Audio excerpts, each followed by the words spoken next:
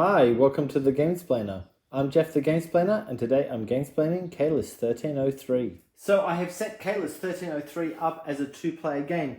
The only things that are different with the different player counts is the number of workers that you have available. So in a two-player game or a five-player game, you have 10 workers available. In a 3 or 4 player game, you only have 6 available. The rest go up into the camp and will be gained through different actions and at the end of the turn. What you're aiming for is to have the highest number of points, which is in these, as possible. Whenever you do get these, say I get 1 point for something, you put that face down in your pile, and so no one has any idea of who is winning at any point in the game. These are the resources. So everyone starts with 2 wood, 1 food, or it looks like chicken leg, 1 food, and 1 stone. There are also these cards. The player who is going last will select which card they wish to have first.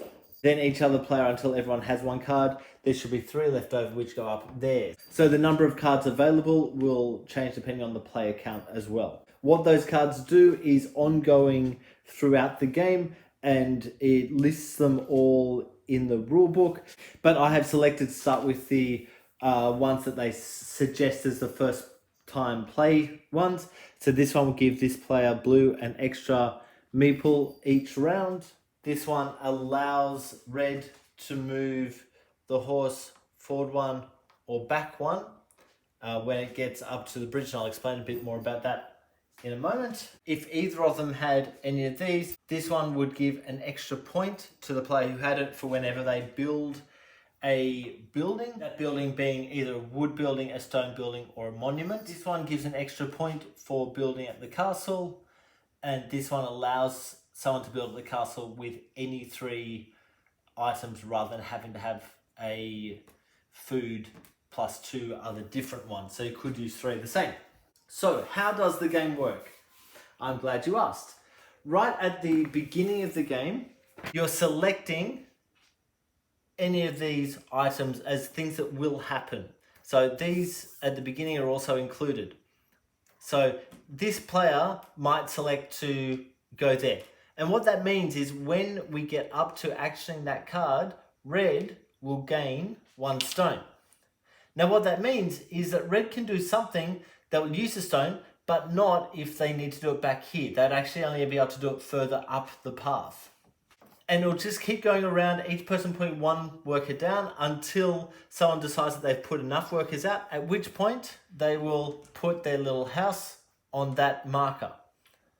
Now anyone else who doesn't have their house on that marker can keep building, but it's going to cost them 2 guys each time they build, or do an action. So this one might decide, I really want 2 stone. He would need to then put 1 back into the camp as well. And keep going until he's out of guys, at which point he will need to move that up. So let me run through what each of these cards does. I'll start at the beginning with the stuff that's printed on the board. So this one allows for a favor. What a favor is up here.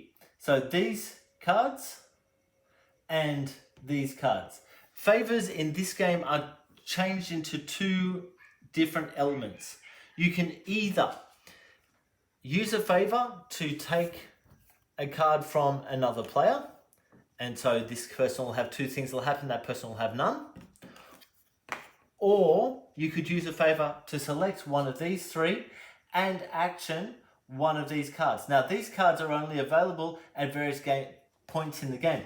At the beginning of the game, the first 3 turns, it's only this first card.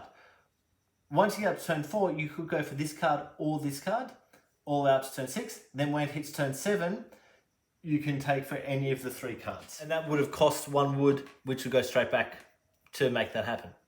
Moving along, this one allows the player to use 1 fabric. You don't start with any of this, so you'll need to find a way to get it. But you can spend 1 of these to put 1 of the houses on 1 of the buildings. That's at the beginning. It'll be buildings from here backwards, because you'll get other markers on these other buildings. What that does is when we get through to it, that will allow that to be turned over, And so the person who owns this building will get an extra meeple at the end of the round. I'll talk a bit more about that in a moment when I get through to it. This one allows the player who has selected it to build one of the wood buildings. Wood buildings are these ones just here. If we have a look in the top left corner, it tells you what resources are going to be needed to build this building.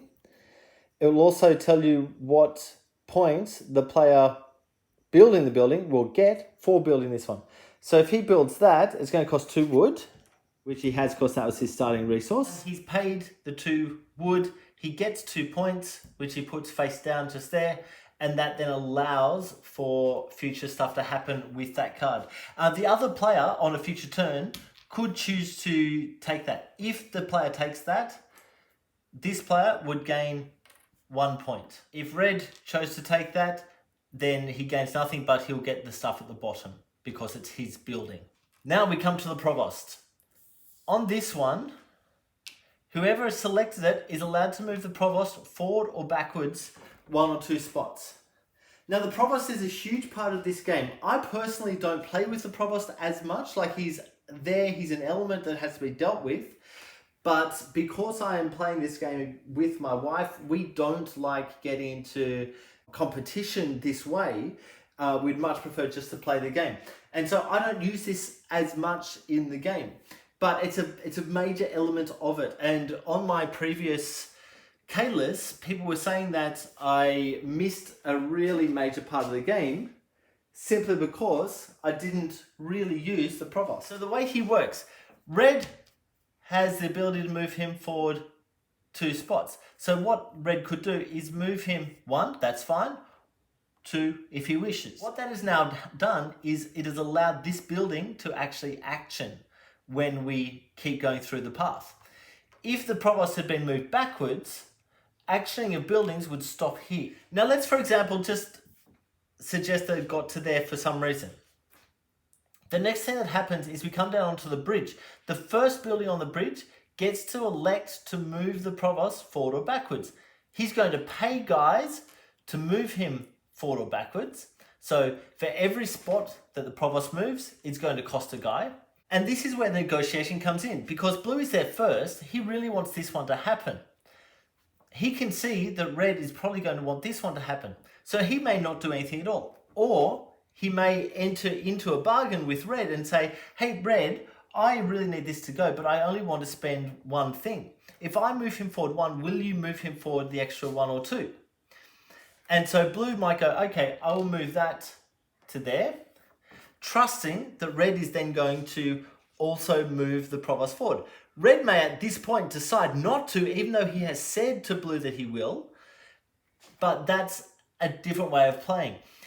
Theoretically, red would pay 2 guys, 1, 2, to move it up to here. Now, notice that red has this, which allows him to move 1 for free. So that only cost him 1 guy because of that card. Food. So whoever is on that will literally gain 1 food. And that's the same with wood, with food again, with stone. If this one's happening, he gets 2 stone for doing that one. This one, let's imagine blue is on there. Blue would give up 1 guy to gain a resource of his whim. So he might give up a guy to the camp to take a fabric. That one is the same as this, so we'll keep moving on.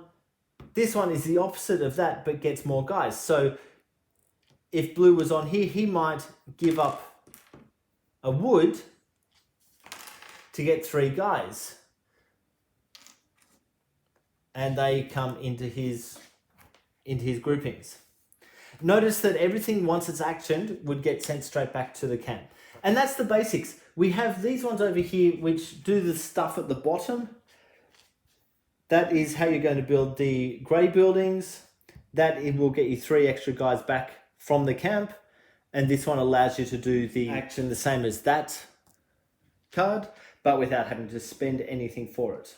Once you have reached the provost with doing all the stuff, we then go up to the castle. You can only put 1 guy in up at the castle, but everyone can put one guy in. This is part of the action selection, so you may select to go to the castle. What's going to happen now is blue first spends 3 resources, so a food and 2 other resource, and that gains him 5 points. Red is going to do the same, so a food and 2 other resource, that gains him 5 points.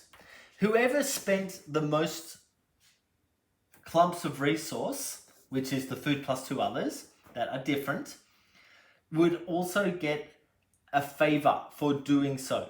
Now, both of those players spent the same amount, so it comes down to the person who was up to the castle first, which is blue. So blue would then gain a favor. A favor is either take that card from the other player, or take one of these 3.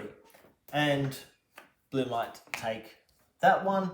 What that allows him also to do is to do this card. So if he had a stone, he could spend that stone to get 4 guys back out of the camp. Once that's happened, we then turn any of these cards over. So anything that has a house over it would turn over, which now takes this tile out of action, so it can't be used, but gives the red player another person as he's taking people back out of the camp. At this point, also, once all of these have been turned over, you are allowed to purchase these. There's a cost in the top left corner. All of them need gold, which isn't on the board yet, so they can't do it. Gold is that resource there, and something else. So to get this one, you need to have 3 gold and 4 stone. If this player happened to have 3 gold and 4 stone, he could pass that in and put that on top. He would immediately take the 20 points.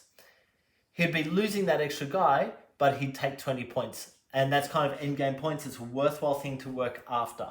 What then happens is on a 2 to 4 player game, you will take 3 guys out of the camp back to your lot. If you're playing a 5 player game, you're only taking 2.